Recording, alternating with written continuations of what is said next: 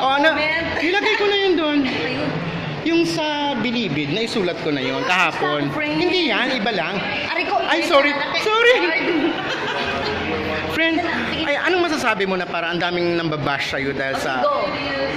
pagtatanggol mo kay Duterte? Okay lang, tuloy-tuloy lang sila sa pambabash at kami, mga supporters at saka yung mga nagdanais ng pagbabago, tuloy-tuloy lang din sa pagsuporta kay Pangulong Duterte. Pangulo na siya dapat sinusuportahan natin siya at ginagalang natin yung mandato ng mga Pilipino na ibinigay kay Pangulong Duterte. Dapat respeto natin yun. Sabi ng iba na parang baka daw nakasira ka na kay Presidente. Bakit ako nakasira? I am a private citizen. I do not work for the government. So, ang ginagawa kong pagsuporta, voluntaryo. Parang umiepal ka raw, parang OA na daw yung pagiging supporter mo. Inaamin ko, OA talaga ako. OA ako na Duterte supporter. Mensahe mo na lang sa bashers mo.